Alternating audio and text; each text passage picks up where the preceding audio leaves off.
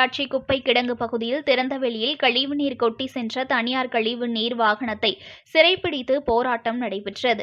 திறந்தவெளியில் கொட்டப்படும் கழிவுநீர் வயல்வெளியில் தேங்குவதால் விவசாயம் பாதிப்படைந்துள்ளது.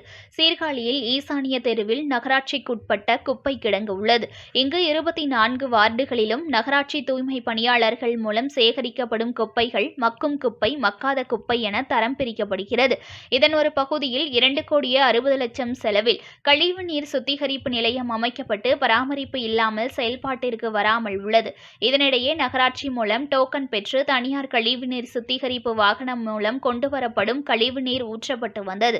தற்போது சீர்காழி நகராட்சியில் சொந்தமாக கழிவுநீர் வாகனம் வாங்கிய நிலையில் தனியார் வாகனங்களுக்கு கழிவுநீர் கொட்ட ரசீது தருவது நிறுத்தி வைக்கப்பட்டுள்ளதாக கூறப்படுகிறது.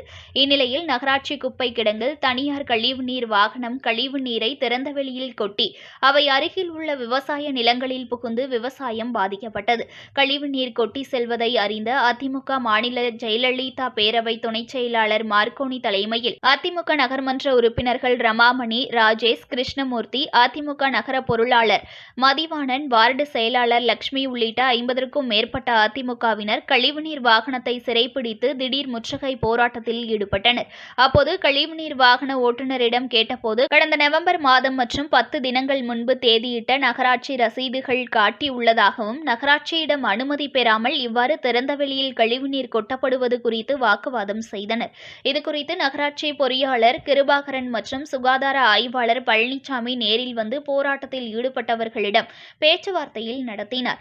நகராட்சி குப்பை கிடங்கில் உள்ள கழிவுநீர் சுத்திகரிப்பு நிலையத்தை பயன்பாட்டிற்கு கொண்டுவர வேண்டும் எனவும் தனியார் கழிவுநீர் வாகனங்கள் இவ்வாறு திறந்தவெளியில் கழிவுநீர் கொட்டுவது தடுக்க நடவடிக்கை எடுக்க வேண்டும் எனவும் வலியுறுத்தப்பட்டது. பேச்சுவார்த்தைக்கு பின்னர் போராட்டத்தில் ஈடுபட்ட அதிமுகவினர்கள் கலைந்து சென்றனர்.